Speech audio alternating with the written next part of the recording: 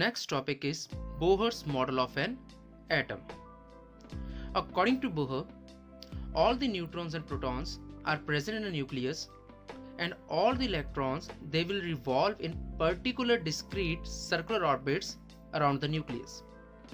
And as long as the electron revolves in a particular orbit, it will neither radiate energy nor absorb any energy.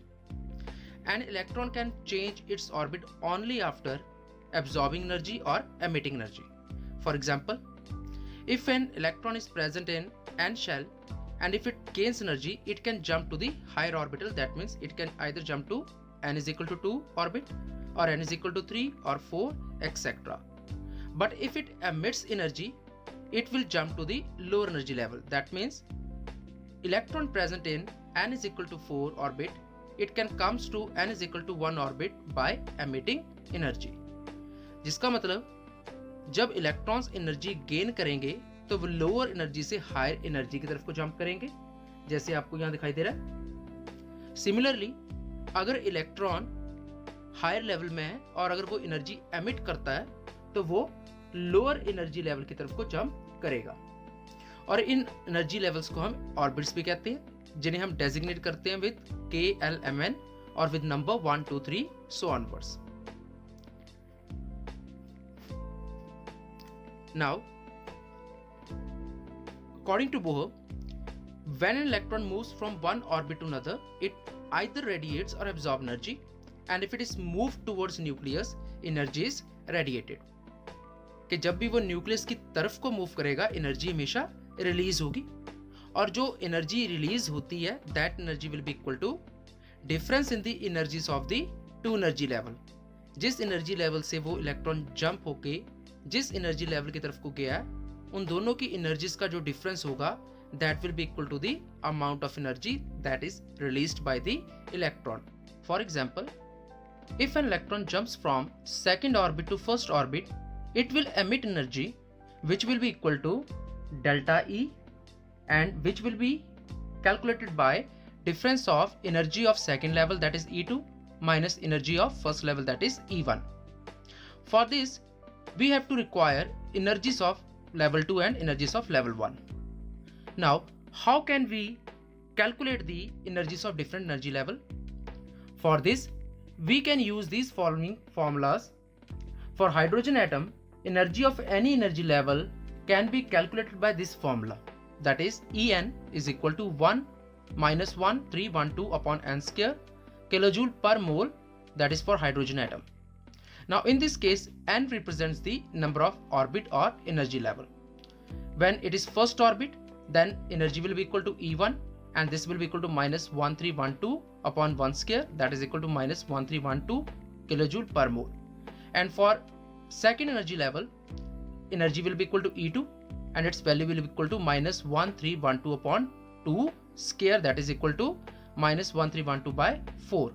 So total energy change between the two energy levels, that is E2 minus E1, will be equal to minus 1312 minus 1312 upon 4.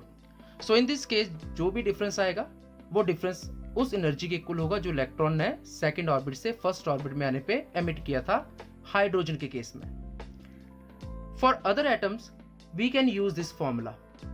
Hydrogen के अलावा किसी और atom के लिए अगर हमने energy levels की energies find करनी है तो हम ये फॉर्मूला यूज करते हैं, that is En is equal to minus 2 pi square m z square e raised to 4 upon n square by into h square, where h is equal to Planck's constant and its value is 6.625 into 10 raised to minus 34 joule second, and pi is equal to 3.14.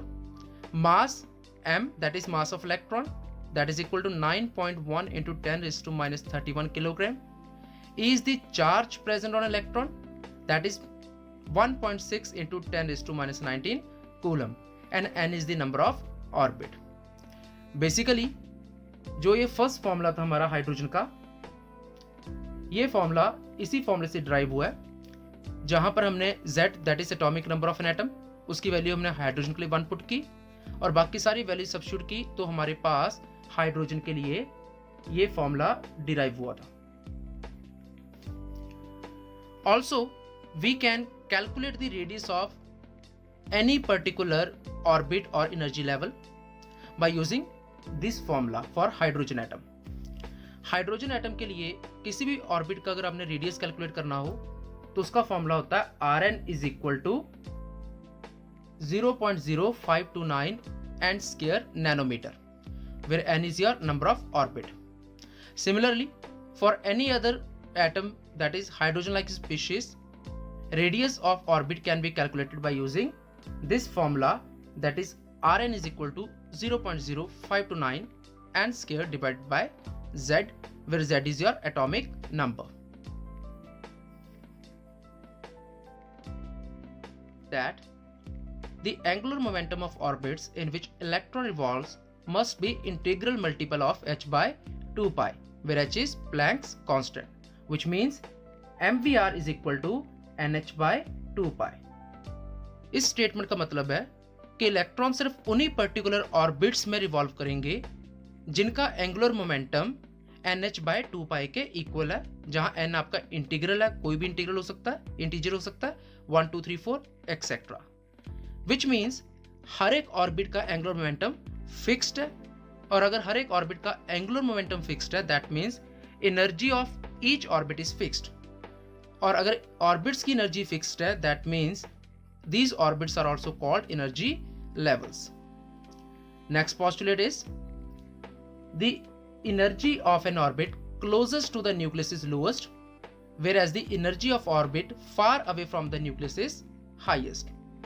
Next, as we go higher, difference in energy of energy levels goes on decreasing. According to postulate 4, जो orbit nucleus के सबसे पास है उसकी energy सबसे कम होगी, और जैसे जैसे ऑर्बिट्स का डिस्टेंस न्यूक्लियस से दूर होता जाता है एनर्जीज इंक्रीज होती जाती हैं. That means energy of second orbit will be greater than energy of first orbit. Similarly energy of third will be greater than energy of second orbit.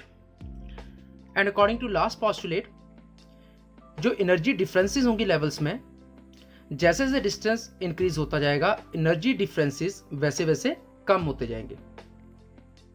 We know that energy of second orbit is greater than first orbit. तो दोनों का जो difference होगा second orbit की energy यानी E2 minus E1 का, वो difference E4 minus E3 से ग्रेटर होगा. मतलब जो नेक्स्ट ऑर्बिट्स का जो डिफरेंस आएगा एनर्जी लेवल्स का, वो पिछले वाले ऑर्बिट्स के एनर्जी लेवल्स के डिफरेंस का, एनर्जीज के डिफरेंस का लेस होगा. Similarly E6 minus E5 will be less than E4 minus E3, which will be in turn less than E3 minus E2, which in turn will be less than E2 minus E1. तो जैसे जैसे distance increase होता जा रहा है energy levels की energies का difference भी कम होता जाएगा. Now there are certain drawbacks of Bohr's model of an atom. Number 1, this model does not explain the three-dimensional model of an atom. It does not explain the shape of molecules. It is not in agreement with de Broglie's dual nature of matter, and moreover, it does not explain Zeeman effect and Stark effect. What do you mean by Zeeman effect?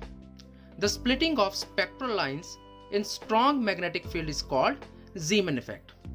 That means जो आपकी lines होती हैं spectral field की, वो spectral lines अगर magnetic field में split हो जाएं, जैसे इस केस में हो रहा है कि मैग्नेटिक फील्ड की एब्सेंस में एक सिंगल लाइन है, बट मैग्नेटिक फील्ड की प्रेजेंस में वो लाइन 3 डिफरेंट लाइंस में स्प्लिट हो जाती है, तो इस फिनोमेने को हम कहते हैं Zeeman effect. Similarly, the splitting of spectral lines in electric field is called Stark effect. कि अगर हम स्पेक्ट्रल लाइंस को इलेक्ट्रिक फील्ड में रखते हैं और वो इलेक्ट्रिक फील्ड में स्प्लिट हो जाएंगी, तो उस इफेक्ट को हम स्टार्क इफेक्ट कहते हैं. और अगर स्पेक्ट्रल लाइंस मैग्नेटिक फील्ड में स्प्लिट होती हैं तो उस इफेक्ट को हम Zeeman इफेक्ट कहते हैं, जिसे बोहर मॉडल एक्सप्लेन नहीं कर पाया. Next topic is dual nature of matter, and in order to understand this topic, let us first of all discuss the difference between wave and particle. Wave. A wave does not have a localized position, which means it is spread out in space. It propagates in space.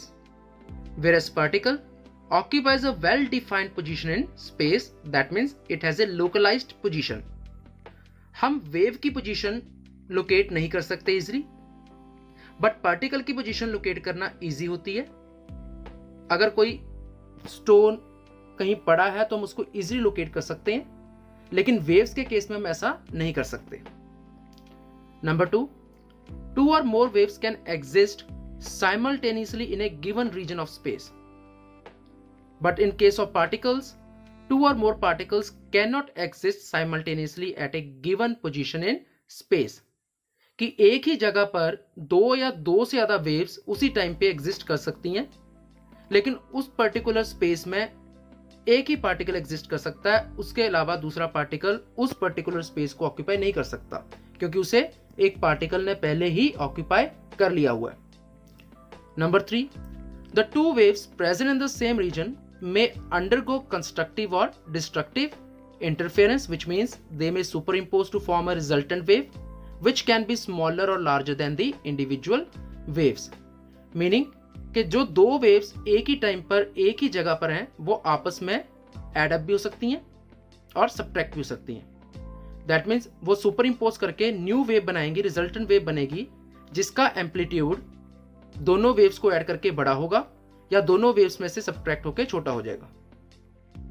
तो अगर constructive interference होती है तो उसमें हमारे पास बड़ी wave मिलती है, और अगर डिस्ट्रक्टिव इंटरफेरेंस होगी तो हमारे पास स्मॉलर वेव मिलेगी.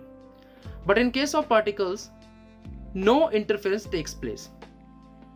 Number 4, waves cannot be counted but particles can be counted. Wave को हम काउंट नहीं कर सकते और पार्टिकल्स को हम काउंट कर सकते हैं. Dual nature of matter. Students, so far you have studied that radiations exhibit both particle character as well as wave character. Similarly, according to Louis de Broglie, all material particles such as electrons, protons, stone or a ball, that means both microscopic as well as macroscopic objects in motion have a dual nature. That means they both exhibit wave character as well as a particle character. तो Louis de Broglie ने क्या कहा कि जितने भी material particles हैं, चाहे वो माइक्रोस्कोपिक हो, स्मॉल हो बहुत ज़्यादा, इलेक्ट्रॉन्स प्रोटॉन्स के जैसे, या फिर वो मैक्रोस्कोपिक हो, बॉल या स्टोन के जैसे, जितने भी ऐसे पार्टिकल्स हैं जो मोशन में होते हैं, they have a dual character, यानी उनके पास वेव करेक्टर भी होगा और पार्टिकल करेक्टर भी होगा, यानी दोनों करेक्टर्स वो एग्जिबिट कर सकते हैं. And the wave associated with the particle is called matter wave. And de Broglie correlated the two characters in the form of an equation known as de Broglie equation. और उसने इन दोनों जो characters थे इसको एक अपनी equation में correlate किया है, जिस equation को हम कहते हैं de Broglie's equation. Now, derivation of de Broglie's equation, it is quite important. According to Planck's equation, we know that energy is equal to h nu. हमें पता है कि प्लैंक्स क्वांटम थ्योरी में हमने पढ़ा है कि जो एनर्जी होती है वो किसके इक्वल होती है, वो होती है एच न्यू के equal, which is equal to H C by lambda, because nu frequency is equal to C upon lambda, that is velocity of light upon wavelength. Similarly, according to Einstein, we know that energy is equal to M C square. एक Planck ने हमें formula दिया है E is equal to H nu, और एक Einstein ने हमें formula दिया है E is equal to M C square. और इन दोनों फॉर्मूलेस को अगर हम रिलेट करते हैं आपस में, तो हम क्या ऑब्जर्व करेंगे कि equation 1 will be equal to equation 2, because energy जो है वो एच न्यू भी है, एनर्जी आपकी एम सी स्क्वायर भी है. तो from equation 1 and 2 we can say H C by lambda is equal to M C square, और lambda is equal to H upon M C. And we know that momentum is equal to mass into velocity. तो जो M C होगा that will be equal to momentum P, और हमारे पास final जो equation आती है that is equal to lambda is equal to H upon P. ये केस था रेडिएशंस के लिए, यानी फोटॉन्स के लिए. De Broglie suggest that the above equation is applicable to any material particle. De Broglie ने क्या कहा कि ये इक्वेशन हम किसी भी मटेरियल पार्टिकल के लिए भी अप्लाई कर सकते हैं. ये सिर्फ लाइट के लिए ही नहीं, किसी भी मटेरियल पार्टिकल के लिए भी किया जा सकता है इसको यूज. तो according to this case, for material particles such as से इलेक्ट्रॉन, उस केस में हम c को v से रिप्लेस कर देंगे, that is the velocity of electron, and therefore for an electron we can write lambda is equal to h upon mv। यानी इस केस में हमने c को v से रिप्लेस कर दिया, जहां v velocity of electron represent कर रहा है। तो इलेक्ट्रॉन के केस में डी ब्रॉगलीस इक्वेशन क्या कन्वर्ट हो गई, it becomes lambda is equal to h upon mv, और lambda is equal to h upon p, that is h upon momentum. This is called de Broglie's equation,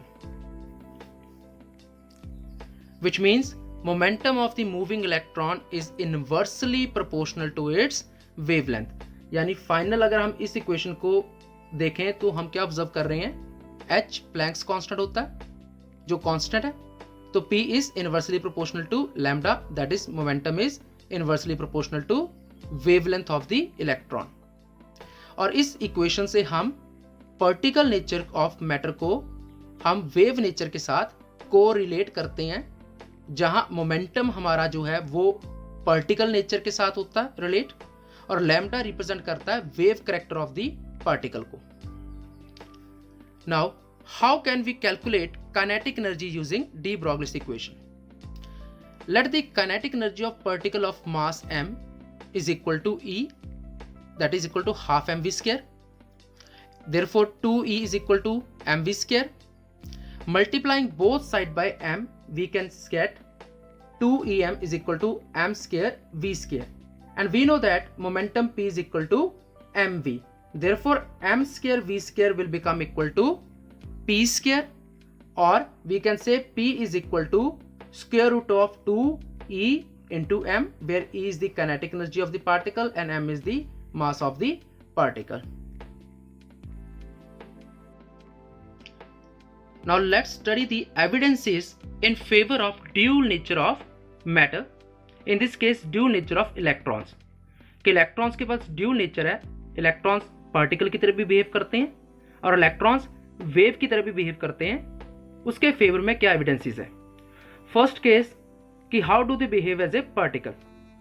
तो इस case में क्या किया गया, इलेक्ट्रॉन्स को एक जिंक सल्फाइड की स्क्रीन पे स्ट्राइक करवाया गया कि फास्ट मूविंग इलेक्ट्रॉन आए और वो जिंक सल्फाइड की प्लेट पे टकराए, जिसकी वजह से वो जहां टकराए थे वहां पर सेंटिलेशन इफेक्ट प्रोड्यूस हुआ, विच मीन्स वहां पर फ्लैश ऑफ लाइट प्रोड्यूस हुई, एक हल्का सा फ्लैश प्रोड्यूस हुआ, जिसकी वजह से हमें पता लगा कि यहां पर इस पर्टिकुलर जगह पर इलेक्ट्रॉन ने स्ट्राइक किया है, जिसका मतलब उसकी पोजीशन हमने लोकेट कर ली है।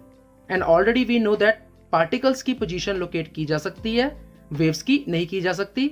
सो this is an evidence in favour of particle nature of electron. Now according to Davisson and Germer, they performed an experiment to show that electron also has a wave nature. In this experiment, they subjected a stream of electrons emitted from a tungsten filament to a strong electric field as to accelerate the speed of the electrons.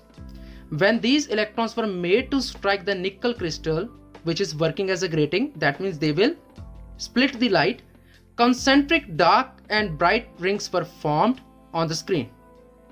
This diffraction pattern was similar to the pattern observed with X-rays, and since X-rays are electromagnetic waves, that means they have wave character, therefore electrons also must have a wave nature. इस experiment में tungsten filament ने एक electron beam produce की, जो electron beam electric field में जाकर और fast हो गई, और उस इलेक्ट्रिक फील्ड से पास होने के बाद उसे निकल क्रिस्टल पे स्ट्राइक करवाया गया। और जब वो निकल क्रिस्टल पे स्ट्राइक हुआ तो निकल क्रिस्टल के पीछे एक स्क्रीन रखी गई थी, जहां पर हमें एक पैटर्न ऑब्जर्व होता है, और ये पैटर्न एक्सरे के पैटर्न जैसा था। जिस तरह से एक्सरेज के केस में पैटर्न ऑब्टेन होता है, वैसे ही इस केस में भी हमें वही पैटर्न ऑब्टेन हुआ, जिसका मतलब जो हमारे इलेक्ट्रॉन्स थे वो एक्सरे की तरह बिहेव कर रहे थे। और since we know that X rays जो होती हैं वो इलेक्ट्रोमैग्नेटिक वेव्स होती हैं, उनके पास वेव कैरेक्टर होता है, hence we can also say कि जो इलेक्ट्रॉन्स है उनके पास भी वेव कैरेक्टर है।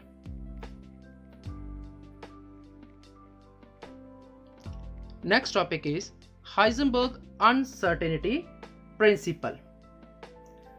which states it is impossible to measure simultaneously the exact position and exact momentum of a body as small as an electron, which means for microscopic particles we cannot simultaneously measure the exact position and exact momentum. अगर हम उनकी position major करना चाहेंगे तो उनका momentum exactly major नहीं हो पाएगा, उसमें कोई ना कोई अनसर्टेनिटी रह जाएगी। और अगर उसका मोमेंटम अगर हम सर्टेन है कि मोमेंटम बिल्कुल सही है तो उसकी पोजीशन में कोई ना कोई अनसर्टेनिटी आ जाती है। मैथमेटिकली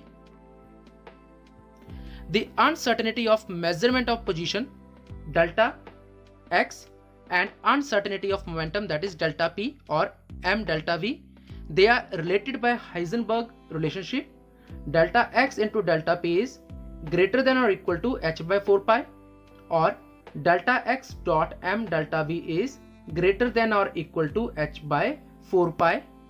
ये जो relation है, this is the mathematical relation of Heisenberg uncertainty principle, where delta x is your uncertainty in measurement of position and delta p is the uncertainty in measurement of momentum, and delta v is uncertainty in the velocity of electron, and h is your Planck's constant. So in short we can say delta x dot m delta v is greater than or equal to h by 4 pi.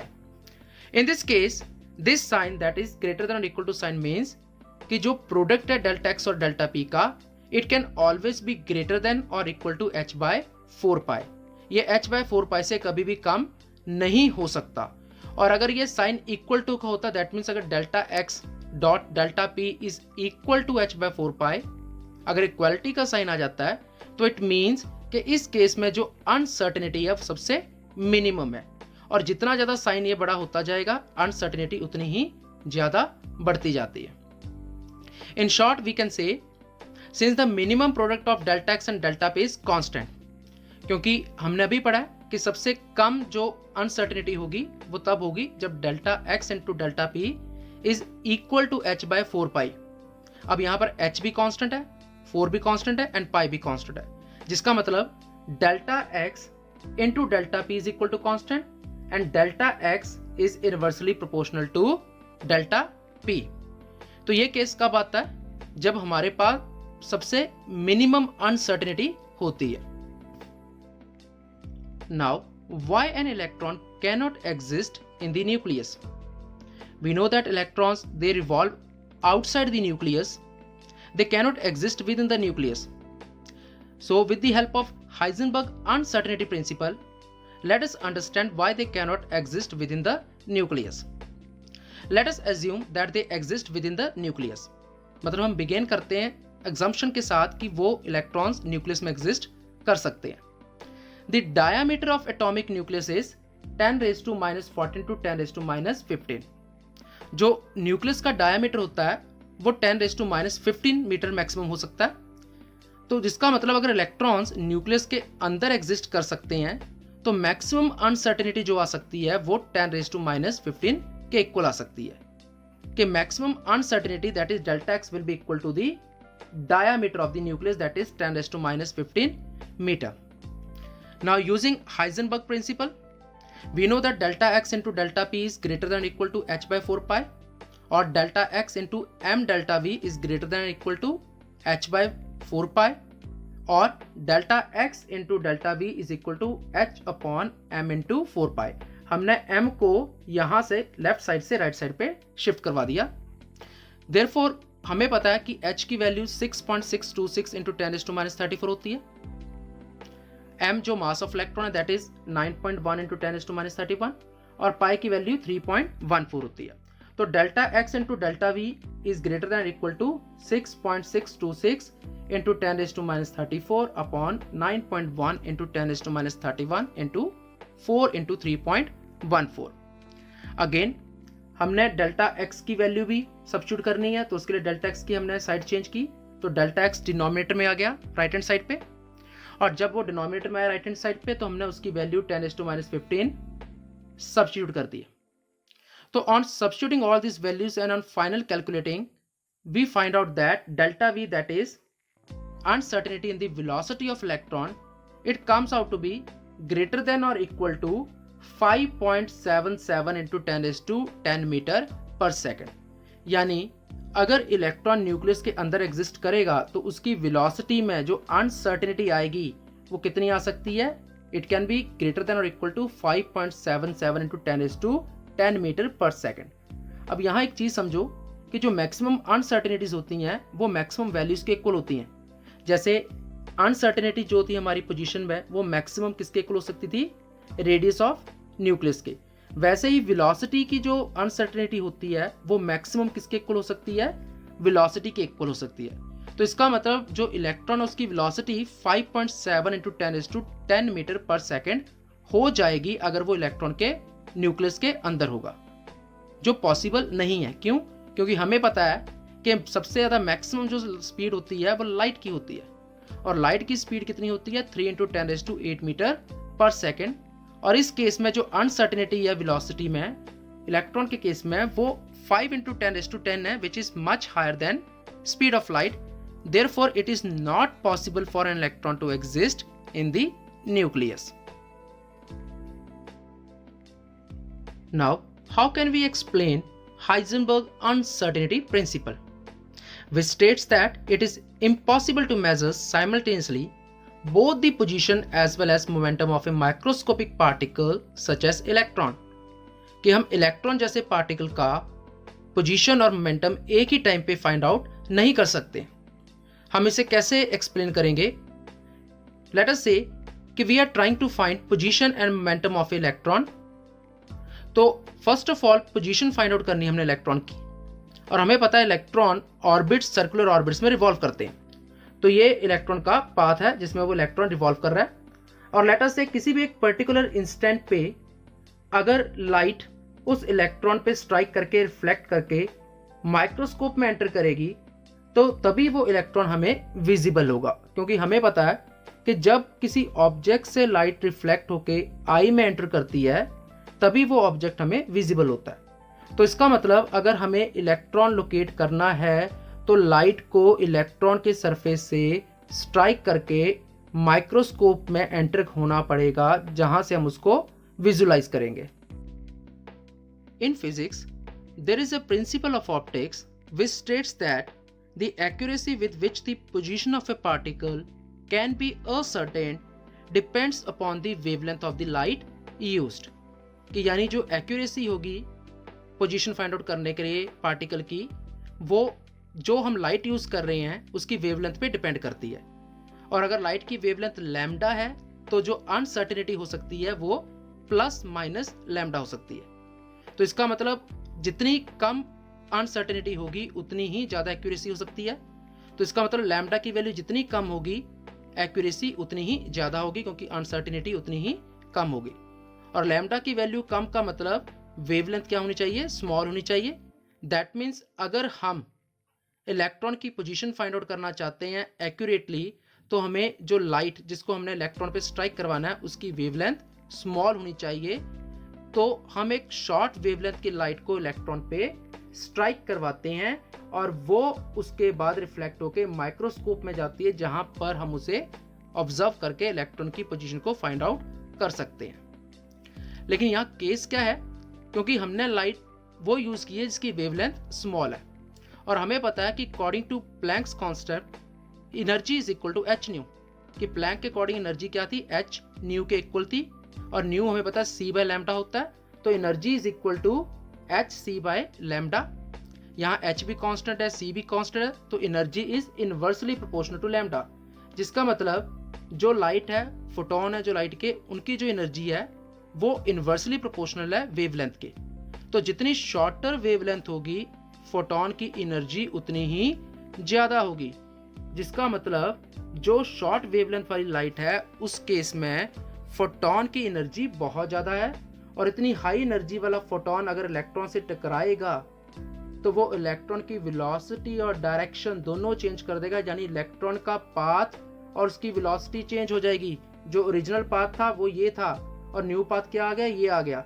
जिसका मतलब जब हमने उसकी position find out करने की कोशिश की accurately तो उसका मोमेंटम ऑटोमेटिकली चेंज हो गया, यानी उसका मोमेंटम हम फाइंड आउट नहीं कर पाए।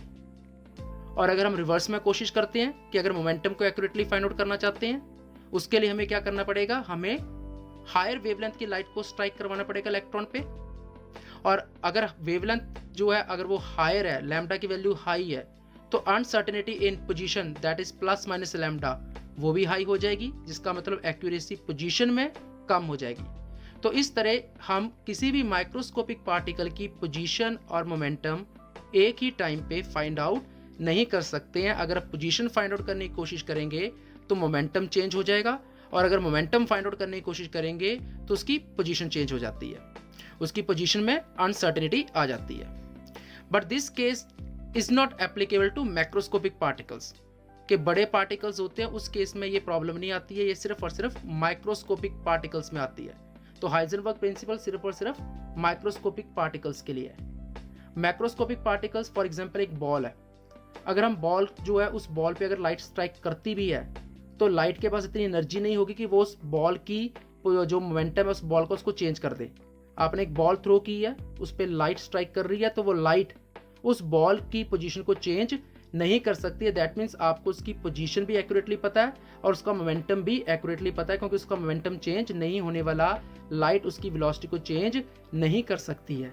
तो मैक्रोस्कोपिक पार्टिकल्स में हाइजेनबर्ग प्रिंसिपल जो है वो इन्वॉल्व नहीं होता है, वो सिर्फ और सिर्फ माइक्रोस्कोपिक पार्टिकल्स में ही इन्वॉल्व होता है।